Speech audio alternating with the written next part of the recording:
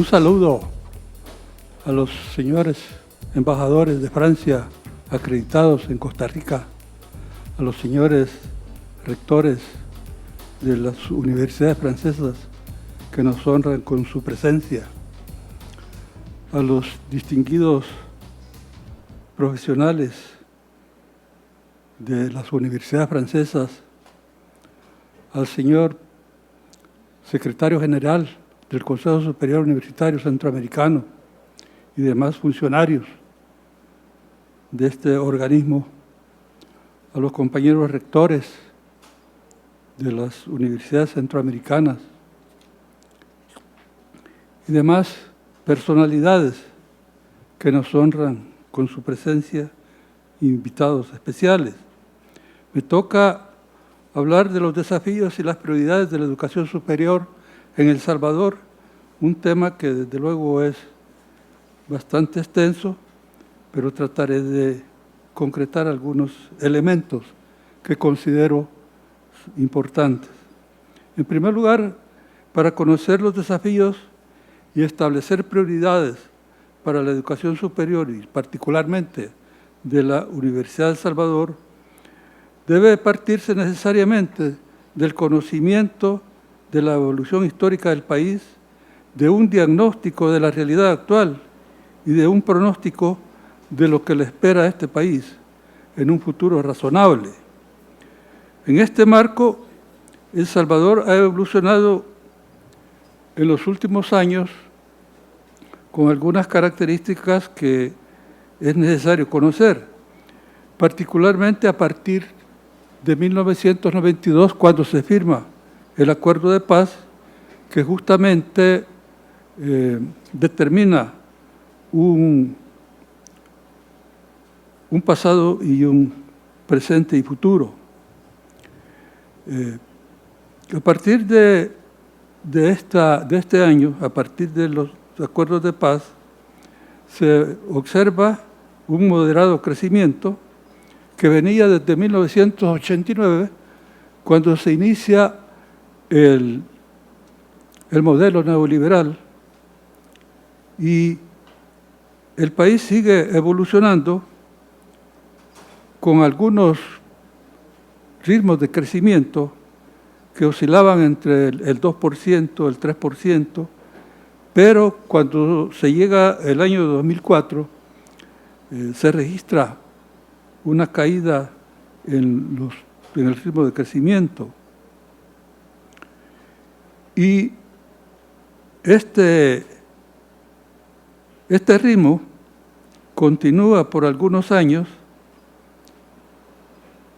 con el agravante de que surge y se agrava el problema de la violencia. En los años subsiguientes, como el periodo 2009-2016, se observa o se registra el relevo de la dirección política que ha tratado de aplicar cambios democratizadores en línea con los acuerdos de paz, pero más allá de algunos cambios sociales cualitativos, el crecimiento se ha visto limitado por una diversidad de problemas, como la polarización política interna, vinculada a influencias geopolíticas regionales. También han incidido las crisis financieras internacionales, la inestabilidad del comercio internacional y el agravamiento de la violencia, dramatizando así la migración. Migración internacional, pero también migración interna del campo a la ciudad, con lo cual se ha generado una urbanización desordenada con alta vulnerabilidad. Pero lo que importa destacar en las características son las características claves del desarrollo de El Salvador, que son su ajustada limitación territorial y su consecuente escasez de dotación de recursos naturales, a la par de una alta densidad de población con amplios estratos populares de bajos niveles educativos, con escaso acceso a los servicios de salud y, por lo tanto, con baja productividad. No se desconoce, sin embargo, la laboriosidad de esta población, que además, en los últimos años, se ha caracterizado por una transición demográfica, lo cual se considera como un beneficio, como un bono demográfico que puede ser aprovechado. El contexto de la realidad salvadoreña contiene la diversidad de desafíos para la educación superior como un todo, es decir, incluyendo desde luego las universidades privadas. Y en este contexto lo deseable sería que todas las instituciones de educación superior se distribuyeran y especializaran como sistema las diferentes áreas de problemas y conocimiento. Pero este es un desafío que no parece inviable en nuestra realidad. Y por lo tanto lo que tenemos es una saturación del mercado laboral con carreras que presentan bajos costos para su oferta, pero también que incide la baja percepción de los estudiantes en términos de buscar carreras con ingresos inmediatos. Así, la situación de nuestras instituciones de educación superior, cada institución asume, según sus demandas y según sus valores, según sus principios y criterios de los responsables de la conducción, un modelo y un estilo de funcionamiento dentro de los límites que permitan las normativas nacionales. Esta breve reseña histórica, el diagnóstico y el pronóstico de El Salvador destacan pues los desafíos específicos para el desarrollo del país, vinculados a la limitación y el deterioro de sus recursos naturales, con una alta densidad de población, como decíamos, en transición. Así, las prioridades para la Universidad de El Salvador y para el resto de instituciones de educación superior es la conversión hacia un proyecto institucional que adopte como misión la formación de profesionales y técnicos capaces de contribuir a la optimización de la productividad del trabajo y de los recursos naturales a través de la aplicación de avances de la ciencia y la tecnología en los procesos productivos. La interrogante es cómo lograrlo. Quizás una respuesta sería promoviendo un plan de desarrollo curricular con generación y transferencia de innovaciones científicas y tecnológicas que ofrezcan oportunidades reales de eficiencia, pero también de equidad en los procesos productivos, sin ignorar la situación de los problemas de desigualdades sociales y la sostenibilidad. Pero no se puede ignorar dos situaciones, dos realidades, como es la pequeñez del país por un lado y el contexto de las relaciones de poder en el orden económico, político, social y medioambiental global. En esta realidad, los países pequeños tienen que esforzarse por lograr su posicionamiento competitivo y para ello los países, incluso los países medianos y grandes, deben recurrir a la conformación de bloques de integración con propósitos de complementación y cooperación en diferentes áreas, en el área económica, en las áreas sociales, en las áreas políticas, según los avances que se vayan alcanzando en los procesos de integración. Y aquí es donde el Consejo Superior Universitario Centroamericano adquiere una importancia estratégica, particularmente en la gestión del Plan de Integración Regional de la Educación Superior Centroamericana, ahora en su cuarta edición, nos referimos al PIRES 4, por lo que sería de esperar que este plan de integración de integración de la educación superior complemente con más énfasis su aporte en la integración económica, social y política de la región centroamericana. Hay que recordar que el ZUCA fue un producto y un resultado, o fue parte de los tratados, los convenios de 1948 y 1960. El ZUCA, pues, es parte del proceso de integración centroamericano. Un aporte propio del ZUCA sería la promoción de programas de formación a diferentes niveles curriculares de la educación superior, superando los abordajes integracionistas que han demostrado su ineficacia para el desarrollo autónomo y equitativo de los países integrados, es decir, de los países centroamericanos. Nos referimos a los esquemas del regionalismo abierto, como los tratados de libre comercio que nuestros países han suscrito con diferentes países o con diferentes bloques, con los resultados que ya conocemos.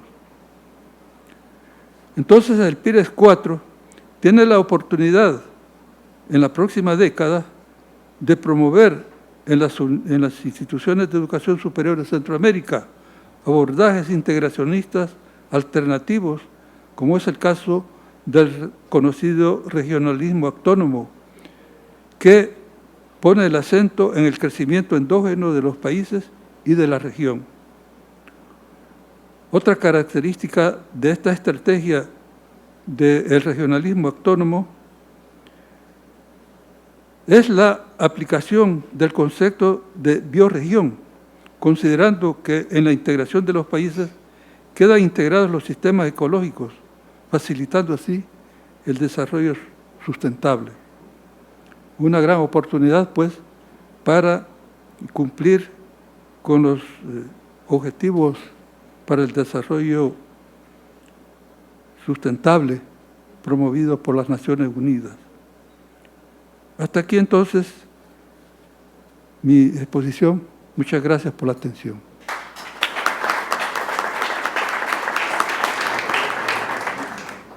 Muchas gracias, señor rector. Buenos días a todos y a todas. Como lo hicimos también ayer, lo que voy a intentar hacer es presentar, digamos, las temáticas y el contexto que puede interesar a las universidades francesas en El Salvador. Lo haré en francés precisamente para que las universidades francesas puedan tener esa información.